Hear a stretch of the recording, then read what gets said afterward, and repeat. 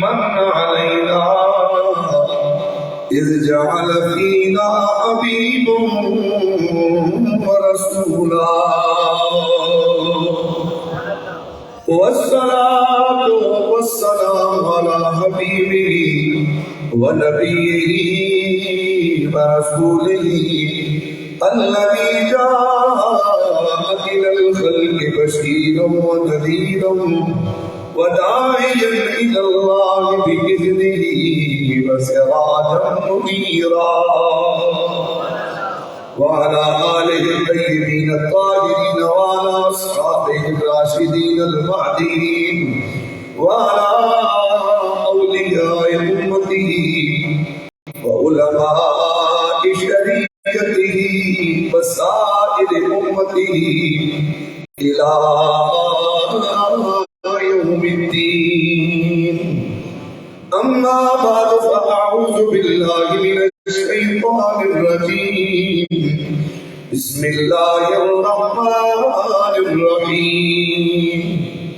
ثاني اثنين إذ هما في الغار إذ يقول لصاحبه لا تحزن إن الله معنا إن الله وملائكته يصلون على النبي يا أيها الذين آمنوا صلوا عليه وسلموا تسليما. الصلاة والسلام عليك يا سيدي يا رسول الله وعلى آلك وأصحابك يا سيدي یا حبیب اللہ. محمد سے آواز ہے الصلاۃ والسلام علیک یا سیدی یا رسول اللہ وعلی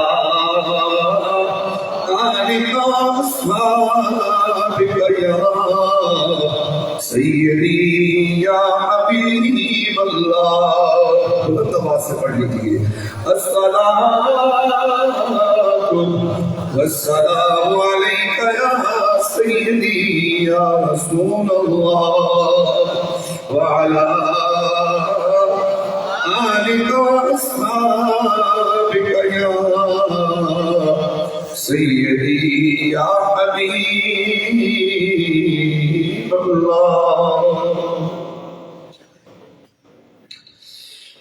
مسلم ہے محمد سے وفا صدیق اکبر کی. مسلم محمد سے وفا صدیق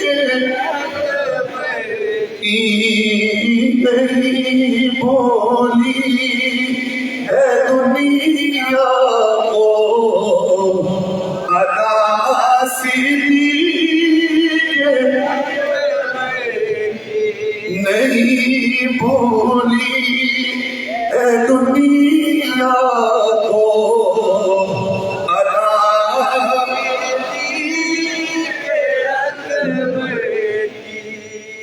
ابھی بڑھ کر کیا ہوگی شان صدیق اکبر کی. نبی تعریف کرتے تھے سدا صدیق. نبی تعریف کرتے تھے سدا.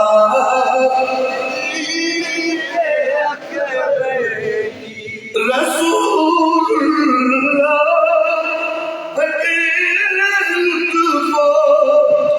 کرم سے ملا یہ رتبہ مدد کرتا رہا ہردم خدا صدیق اکبر کی مدد کرتا رہا ہردم خدا صدیق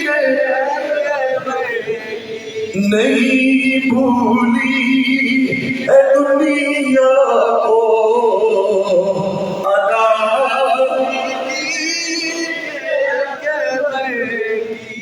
اجابت میں شرافت میں عدالت میں سخاوت میں ہوئی شہرت یہ اس کی جا بجا صدیق اکبر کی نہیں بھولی ہے دنیا کو ادا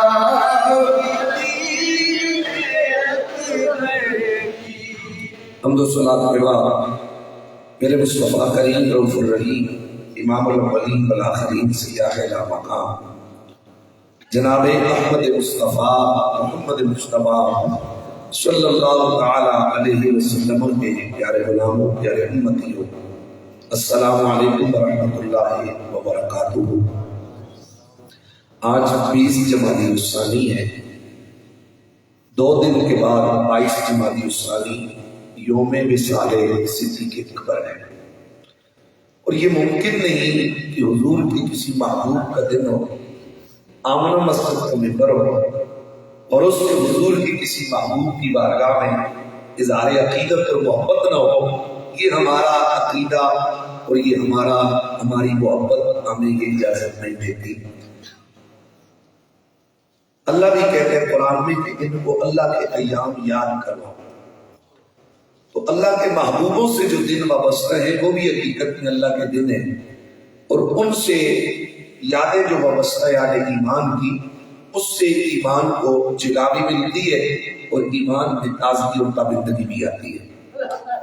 پچھلے جمعے کچھ گفتگو سرکار سیدنا صدیق اکبر کی بارگاہ میں ہو چکی ہے۔ سارا تعارف بنیادی طور پر ان کے لقب، ان کا نام اور ان کی کچھ خصوصیات کا تذکرہ سابقہ جمعے الحمدللہ اپنی حیثیت کے مطابق ہو چکا ہے۔ آج اسی سلسلے کو آگے لے کر چلتے ہیں۔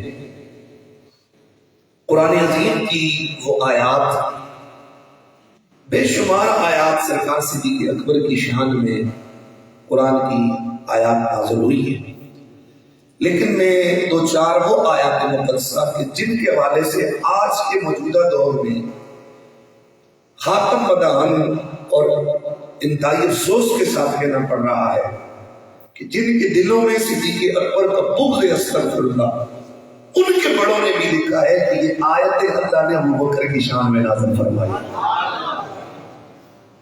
یار ہمارا نام اگر دنیا کی کسی کتاب میں یا کسی کے بڑے کے خط میں آ جائے، بڑی کمیٹی میں ہمارا نام آ جائے، یہ کسی بڑی میٹنگ میں ہمارا نام لیا جائے، یہ کسی بڑے اجتماع میں کوئی نام لے لے، کوئی بڑا آدمی، ایک شان سمجھی جاتی ہے، تو صدیق اکبر کی عظمت کا کیا کہنا کہ جس کا تذکرہ اللہ نے پہلی آسمانوں میں بھی فرما رکھا ہے اور قرآن میں بھی ابو بکر کا تذکرہ فرمایا ہے۔ اس سے بڑھ کر کیا شان ہوگی؟ تو اسی پر میں نے آیت مقدسہ پڑھی، میرے اللہ کا قرآن ارشاد فرماتا ہے ثانی اثنین، 2 کا دوسرا، اذ ہما فی الغار، جب وہ دونوں غار میں تھے، جب وہ دونوں غار میں تھے، اذ یقول لصاحبہ، جب وہ اپنے صحابی سے کہہ رہا ہے لا تحزن ان اللہ معنا، میرا غم نہ کر، اللہ ہم دونوں کے ساتھ ہے۔ سمجھنے والے سمجھ گئے، میں بہت کچھ کہہ گیا، یہ قرآن کی آیت کا ترجمہ کر رہا ہے۔ میرا غم نہ کر، ان اللہ معی نہیں فرمایا، ان اللہ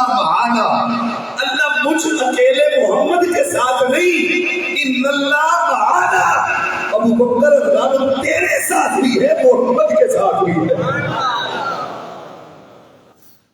رب تیرا بھی ساتھی ہے، رب میرا بھی ساتھی ہے۔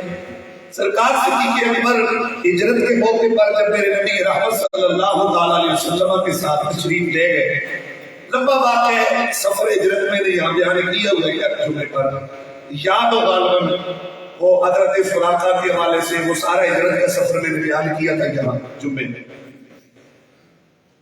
تو سرکار صدیق اکبر کو اللہ تعالیٰ میرے نبی نے اللہ کے حکم سے اپنے ہجرت کے سفر کا ساتھی چنا۔ دو ذاتوں کا انتخاب ہوا میرے نبی کے ساتھ، ایک ذات علی کی تھی، ایک ذات ابو بکر صدیق کی تھی۔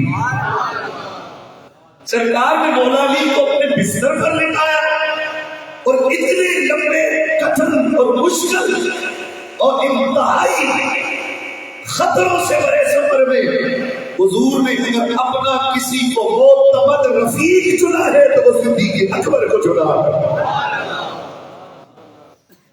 یہاں کوئی یہ بھی نہیں کہہ سکتا کہ میرے نبی کے پاس دنیا کے پیسے روپے بڑے تھے کہ ابو بکر نے دیکھ کر حضور کے ساتھ چلا۔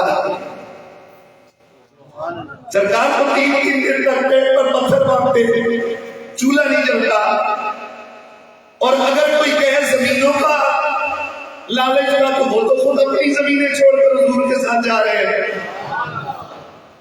یہ سارا جو وہاں کا پس منظر ہے یا پیش منظر ہے، یہ سارا بول بول کے کہہ رہا ہے کہ ابو بکر کسی دنیا کی خاطر نہیں بلکہ محمد کی محبت کی خاطر حضور کے ساتھ گئے۔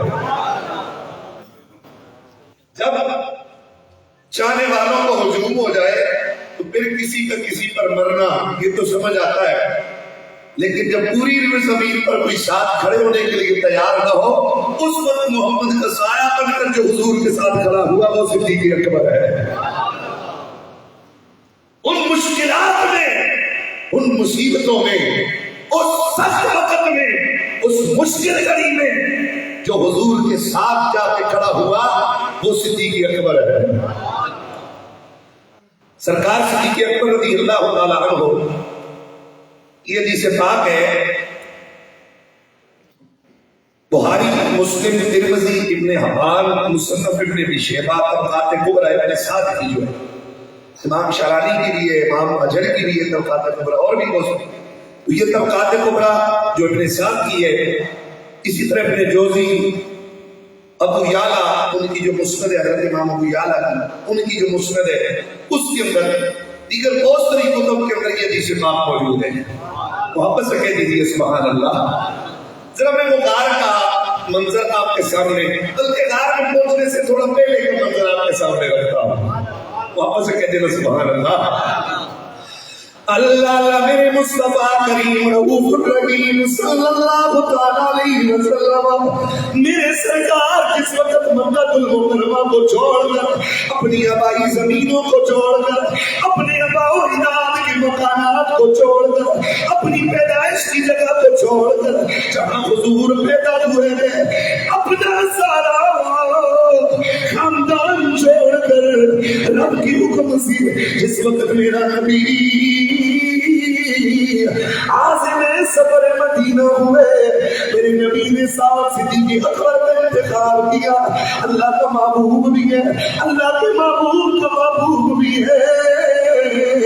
سرکار جا رہے ہیں، وہ جبل سور کی چڑھائی ہے، وہ جبل سور کے راستے ہیں، وہ مکہ کے راستے ہیں۔ سرکار صدیق اکبر کبھی تھوڑا حضور کی آگے آگے چلتی ہے، پھر اچانک مڑ کے پیچھے آ جاتی ہے، پھر کچھ دیر چلتی ہے، پھر اچانک آگے چلتی ہے۔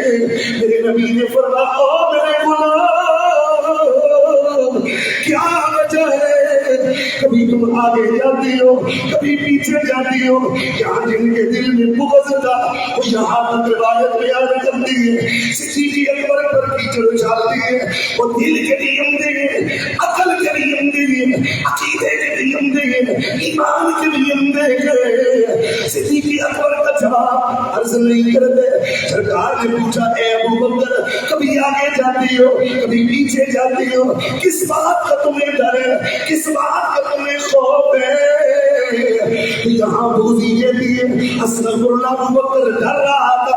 تبھی تو نبی نے پوچھا تھا میرے کا کمینو ابو بکر کا جواب بھی امت کو سنا. صدیق اکبر نے فرمایا یا رسول اللہ آگے جاتا ہوں یہ خیال تڑپا دیتا ہے کہ کوئی پیچھے سے آ کر سونے پر وار نہ کر جائے.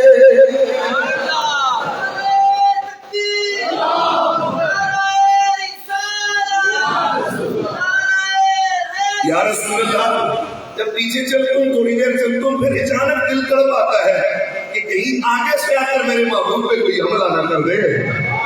حضور اس لیے میں جہتیں بدل رہا ہوں, کبھی آگے چلتا ہوں کبھی پیچھے چلتا ہوں. اور عرض کی حضور اس لیے چلتا ہوں نفسی فدا نفسی روحی فدا روحی. یا رسول اللہ ابو بکر اس لیے آگے پیچھے چلتا ہے کہ اس کی جان بھی محمد پر فدا ہو جائے اور ابو بکر کی روح بھی حضور پر قربان ہو جائے.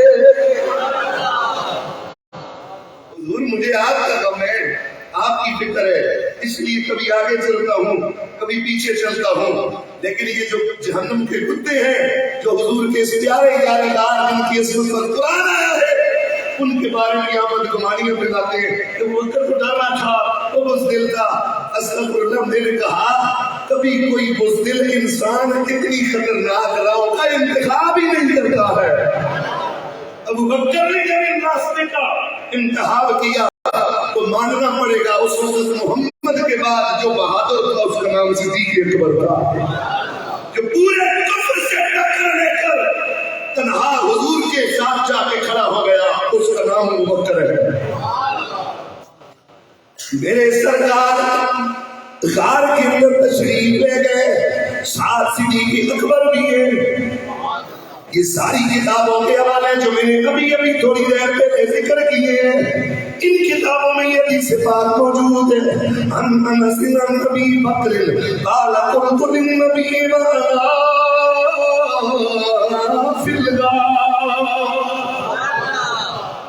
فرماتے ہیں حضرت انس حضرت صدیق اکبر سے روایت کرتے ہیں حضرت ابو بکر نے فرمایا کہ میں نے عرض کی حضور کی بارگاہ میں کب وانا فی الغار جب کہ میں غار میں تھا. یہ غار میں حضور کی اور صدیق اکبر کی دوستی, سرکار کی اور صدیق اکبر کی رفاقت, سرکار کی اور صدیق اکبر کی تنہائی رب کو اتنی پسند آئی کہ رب نے اس غار کو بھی قرآن بنا دیا ہے. اس غار کا نام بھی قرآن میں ذکر کیا جس غار میں سرکار صدیق اکبر اور حضور. اور خدا کی قسم پوری امت کے جس بھی مفسر کو دیکھو چاہے وہ یہ جو بغضیے ہیں ان کے جو بڑے کالے ہیں ان کو اگر پڑھو تو انہوں نے بھی یہی لکھا ہے ہجرت میں کسی دوسرے کا نام نہیں آتا. سب نے متفقہ طور پر لکھا ہے کہ جو مکہ سے مدینہ تک محمد کے ساتھ چلا ہے اس کا نام صدیق اکبر ہے. سب نے مانا ہے, کسی نے بھی تیسرے بندے کا نام ذکر, سب نے کہا وہ جو جس کا تذکرہ نہ غار میں کہ احسان یسنین وہ دو کا دوسرا. تو حضرت ابو بکر فرماتے ہیں انا فی الغار, ہم غار میں تھے. میں نے حضور کی بارگاہ میں عرض کی جب ہم غار میں تھے لو ان احدهم نظر تحت قدمي لابصرنا. میں نے عرض کی یا رسول اللہ یہ جو باہر غار کی کناروں کے اوپر جو غار کے تھانے پر کہ کافر چل پھر رہے ہیں ہمیں تلاش کر رہے ہیں, اگر انہوں نے قدموں کے نیچے دیکھ لیا, اگر انہوں نے ہمیں دیکھ لیا تو کیا ہوگا؟ تو میرے سرکار نے فرمایا ما سنک یا ابا بکر, اے ابو بکر تیرا کیا خیال ہے اس نہیں ان کو کے بارے میں؟ ابو بکر تیرا کیا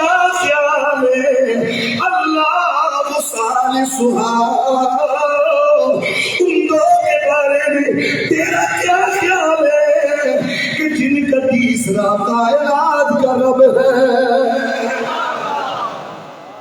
میں ان دو کے بارے میں تیرا کیا خیال ہے کہ جن کا تیسرا اللہ ہے؟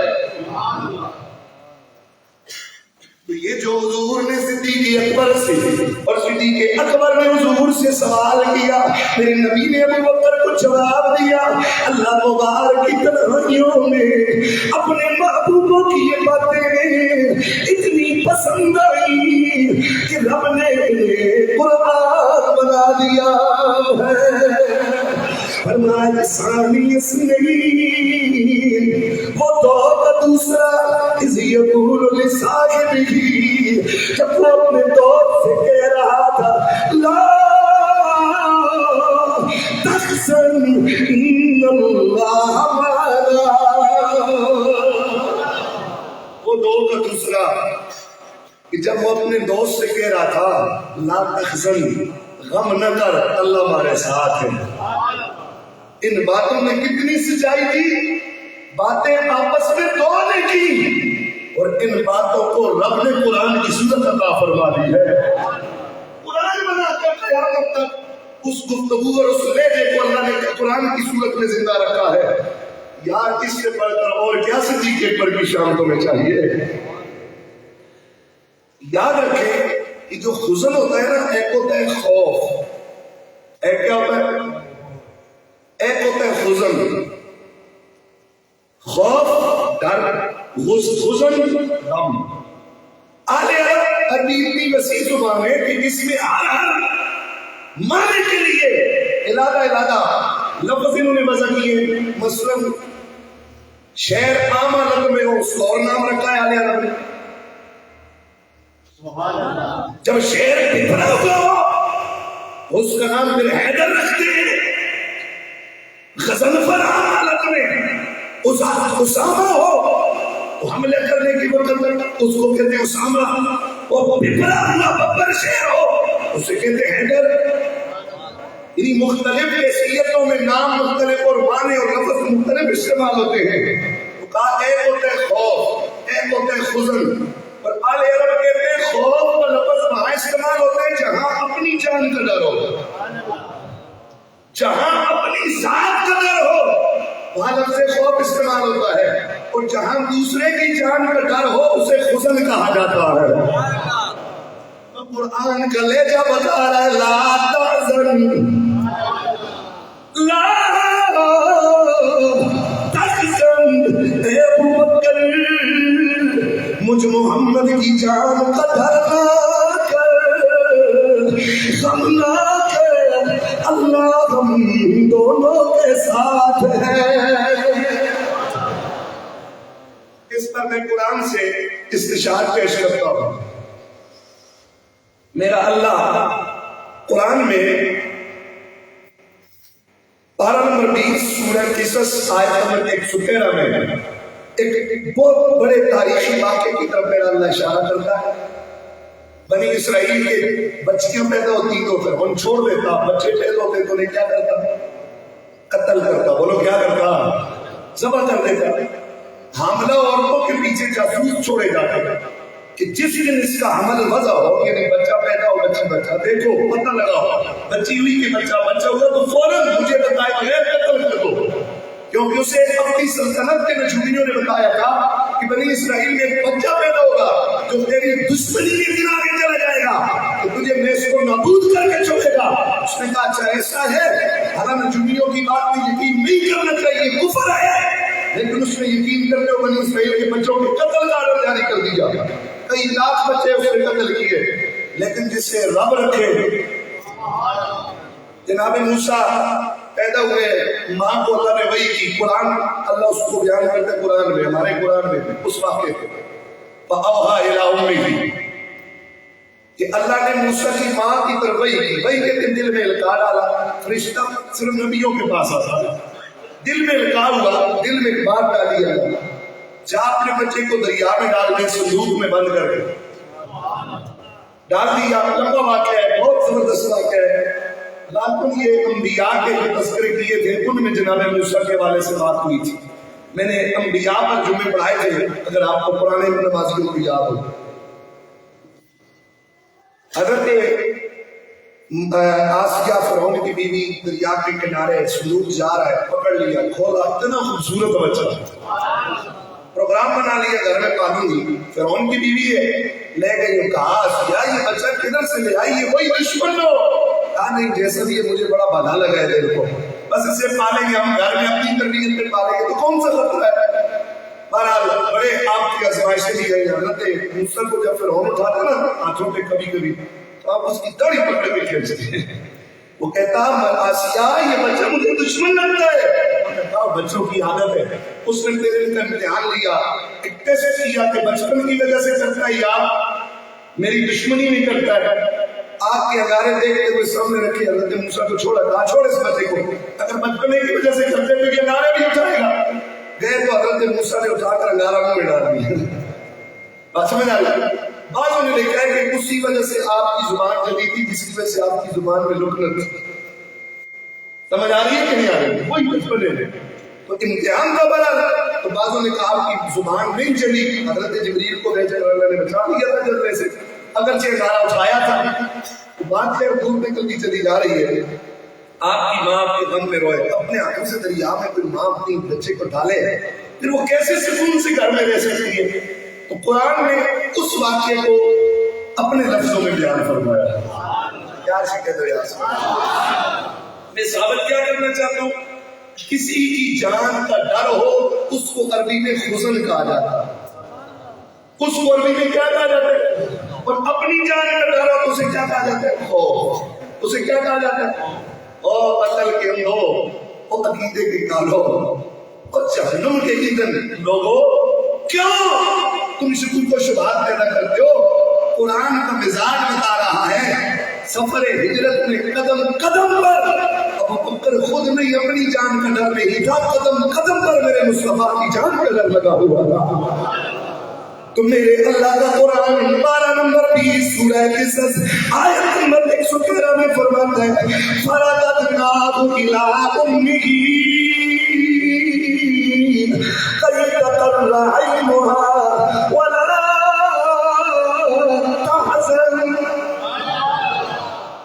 وَلَا تَحْزَنْ، فرمایا ہم نے اس موسیٰ کو ماں کی طرف پلٹا دیا، اس نے کہا چلو رکھا ہے تو آسیہ پھر سلطنت میں اچھی اچھی عورتوں کو بلاؤ جو ہمارے اس بچے کو دودھ پلایا کرے، جب قافلہ مشرقہ عورتیں آئیں، لوڈیاں آئیں، عذاب عورتیں آئیں، جو آپ کے منہ میں مسکان آ جائے تو موسیٰ منہ بند کر لے۔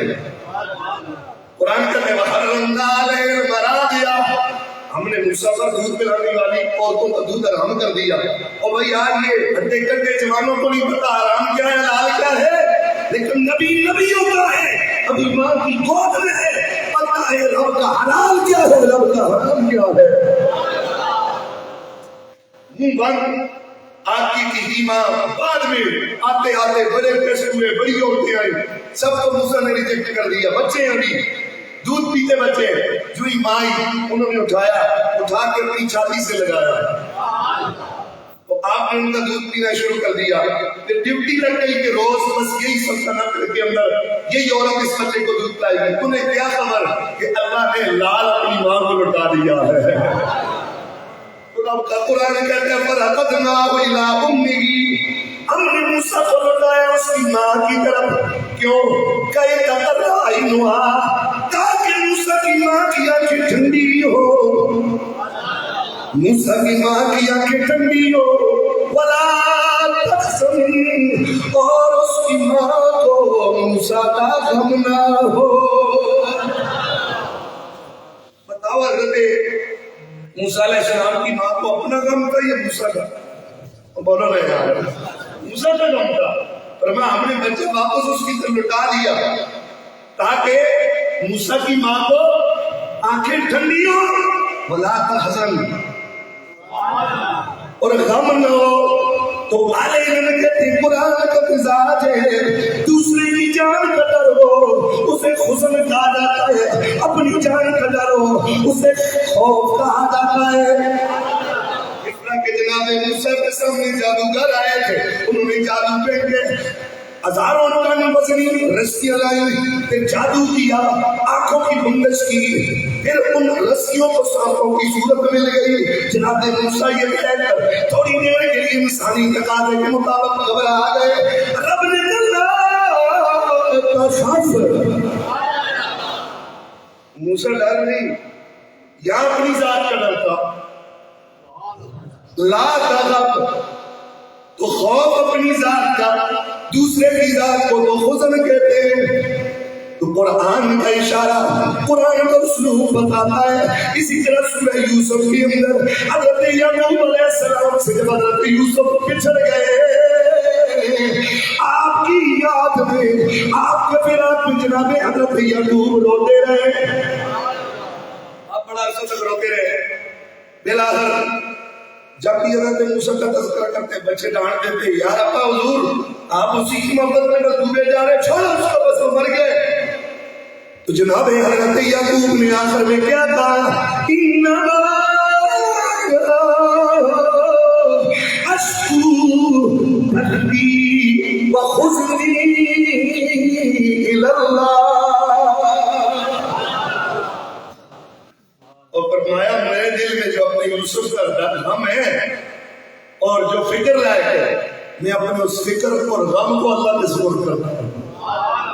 تو جناب حضرت یعقوب کو جناب یوسف کا غم تھا، اس کو قرآن نے خزن کہا، اشکو بثی وحزنی، خزنی میرا خزن، جس طرح کتاب کتابی، قلم قلمی، خزن خزنی، میرا غم، میرا اپنا ذات کا غم نہیں، جو دل میں یوسف کا غم پل رہا ہے، جو دل میں یوسف کا غم پروان چل رہا ہے، میں اپنے سارے غم اپنے پروردگار کے سپرد کر رہا ہوں۔ یہاں بھی ایک بندے کو جو دوسرے کی جان کا ڈر لائق تھا، قرآن نے اس کو کیا کہا؟ بولو نا یار، حزن کہا، کیا کہا؟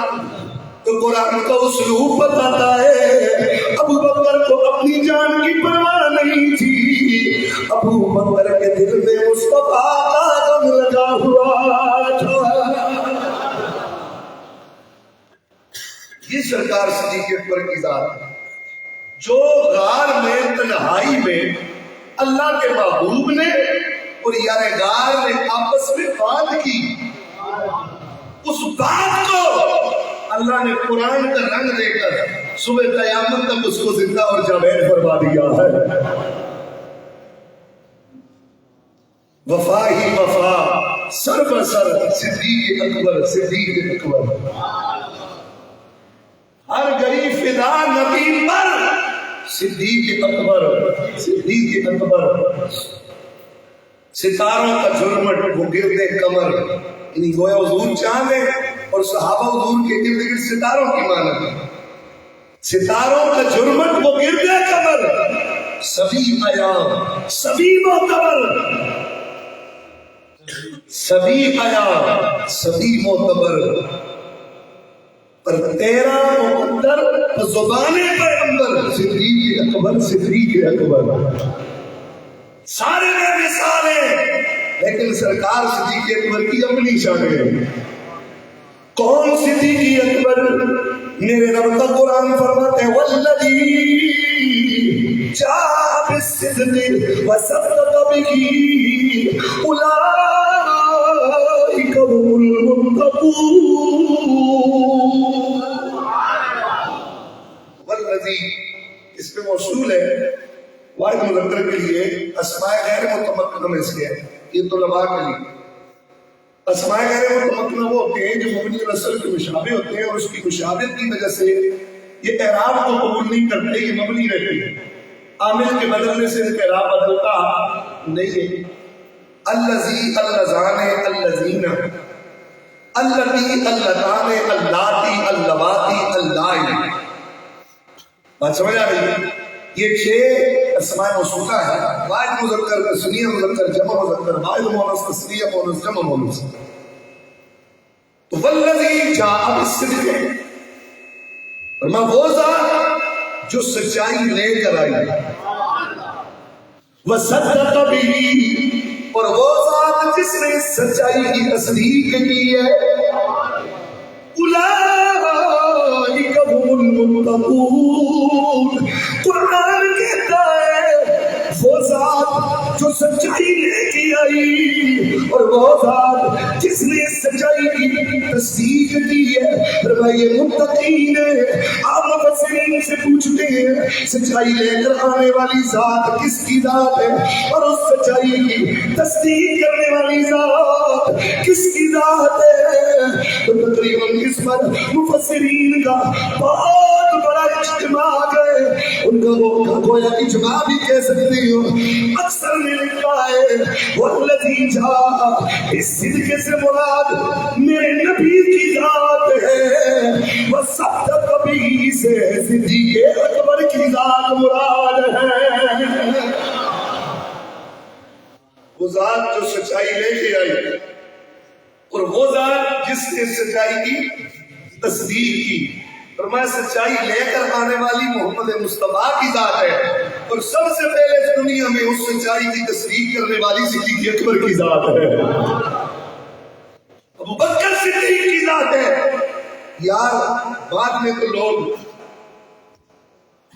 آئے، اسلام لایا، اسلام کو فتح ملی، غلبہ نصیب ہوا، لیکن اکیلے حضور جس اسلام کا علم لے کر نکلے تھے سب سے پہلے اسلام کے علم کو جس نے تھاما ہے وہ صدیق اکبر کی ذات ہے.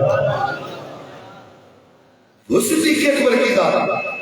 آج کوئی اس ذات پر کوئی اپنی بکواسات کرے یا غلط تشریحات کرے اور اس تشریحات کا سہارا لے، لیکن تم اگر خرافات کرتے رہو گے تو صدیق اکبر کے غلام بھی صدیق اکبر کا دفاع کرتے رہے گا انشاءاللہ. گلی گلی نگر نگر محبت سے ابو بکر، گلی گلی نگر نگر چرچے ہیں جس کے عرش پر، ابو بکر چرچے ہیں جس کے عرش پر. میرے سرکار صدیق اکبر حضور کی بارگاہ میں جبریل حاضر ہو گئے، ابو بکر کی بات چلی. سرکار نے فرمایا تم بھی اسے جانتے ہو؟ فرمایا میں کیا، سارے آسمان والوں میں ابو بکر کو صدیق کے نام سے پہچانا جاتا ہے.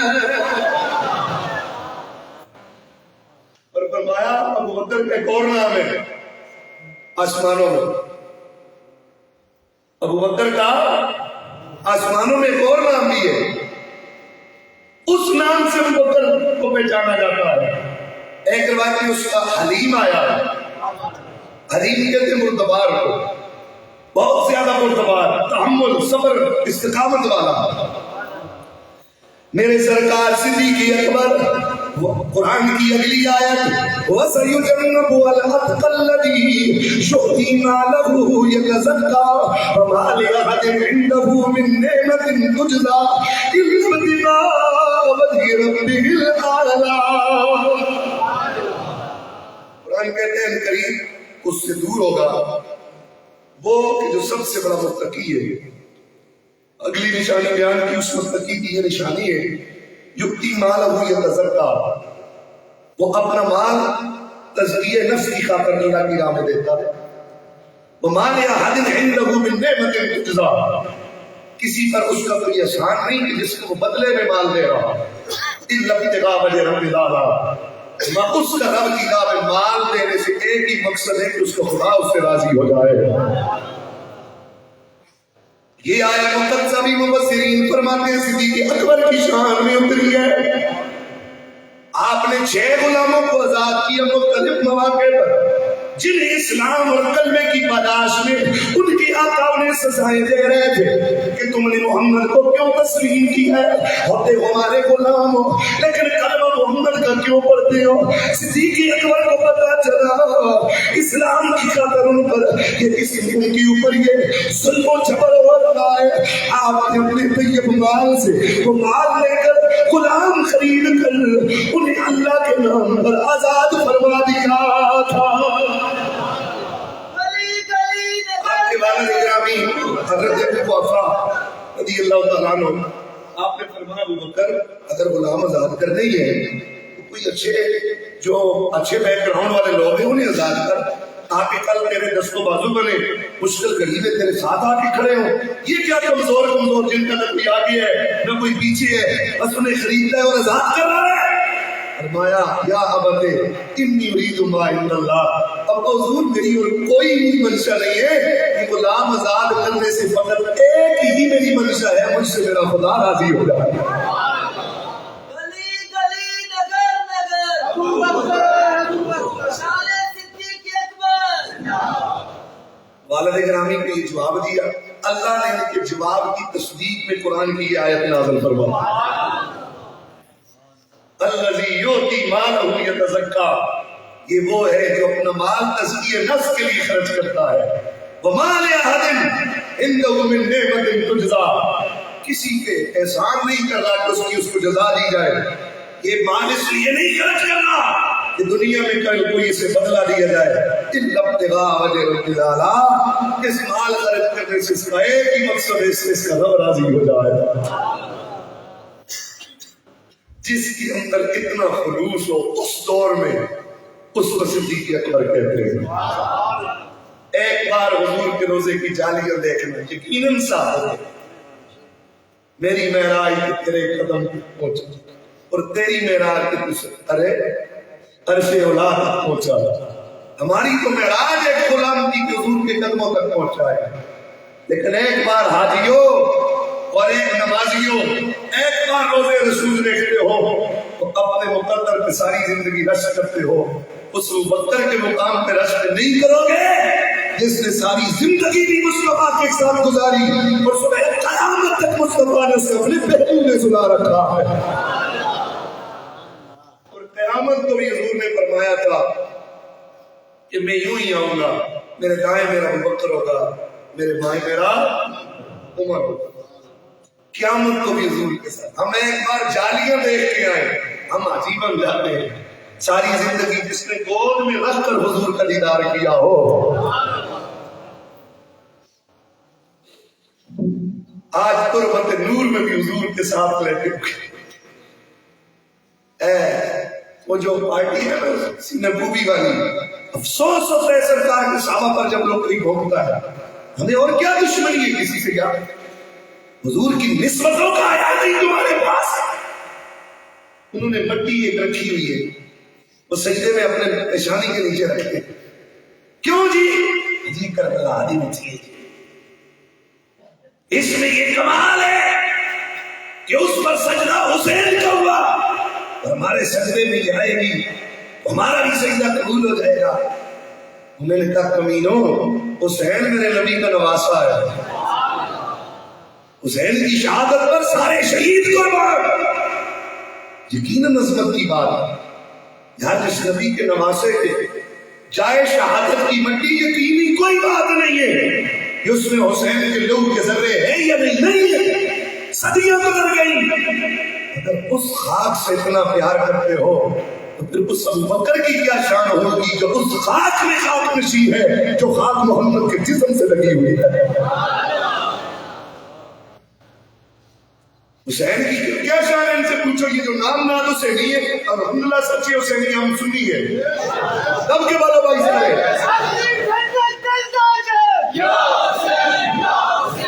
سچے سنی ہم، لیکن وہ حسین کا نام اور برینڈ استعمال کرتے، یہ حسین کی کتنی کوئی مقام ہے، یار دسو ہے تو کہتے ہیں اور کہ دسا حسین جتنے دفن ہے تو اس نے 40 مربع میل وچ اگر کوئی دفن ہو جائے اللہ اسے بخش دے۔ تو میں نے کہا اگر حسین نبی کا نواسا ہے اس کے قریب اگر دفن ہونے والے کی یہ شان ہے تو جو محمد کے سینے سے لگ کر سویا ہوگا ابوبکر ہے، اس کی کیا شان ہوگی؟ وہاں کی بات آئے ان کی طبیعتیں بگڑ جاتی ہیں۔ ارے ہم سنیوں کی طبیعتوں پر تو تازگی آ جاتی ہے جب زبانوں پر محمد کی یادگار کا نام آ جاتا ہے۔ سرکار صدیق اکبر کی صداقت پر ہم قربان، آپ کی عصمت پر، آپ کی اور واحد صدیق اکبر ہے، آپ کی خصوصیات میں قیامت کو کوئی شخص جائے گا حج سے مشہور ہوگا، کوئی روزے سے مشہور ہوگا، کوئی نماز سے مشہور ہوگا، کوئی صدقات کی نیکی سے، تو جنت کے ہر دروازے سے اسے اس کی حیثیت کے اگر حاجی ہے تو حج والے دروازے سے 8 دروازے ہوں گے جنت کے، اس سے بلایا جائے گا آؤ میرے اندر سے داخل ہو، میرے لیے اعزاز ہوگا۔ صدیق اکبر کو خود میرے نبی نے فرمایا، ابو بکر نے عرض کی حضور کیا کوئی ایسا بھی ہوگا جسے جنت کے 8 دروازوں سے پکارا جائے گا؟ فرمایا ارجو انت من، ہاں ابو بکر میری امید ہے کہ وہ تو ہوگا جس کو جنت کے 8 دروازوں سے پکارا جائے گا، 8 دروازوں سے جسے پکارا جائے گا۔ پڑھو تو صحیح، جس کی شان اللہ نے پہلی آسمانی کتابوں میں بیان کی ہو، اس ابو بکر کی عظمت و شان، خدا کا واسطہ اپنا ایمان نہ برباد کرو۔ آل محمد سے پیار کرنا ہے تو آؤ، جو پیار ان کا الحمدللہ یہاں ہمارے یہاں ملتا ہے کسی اور سے نہیں مل سکتا، لیکن یہ تو پیار نہیں، یہ پیار کے لیے ضروری بھی نہیں کہ نبی کے صحابہ کو موقع کوئی نہیں، حضور کے شہر کا اگر کتا ہو ہم اس کے پاؤں چومنے والے لوگ ہیں، چلے جائے کہ میرے نبی کے در کا صدیق اکبر ہو، حضور کے در پر بیٹھنے والے انسان ہو، ان کی عظمت و شان کا کیا کہنا، گلی گلی نگر نگر۔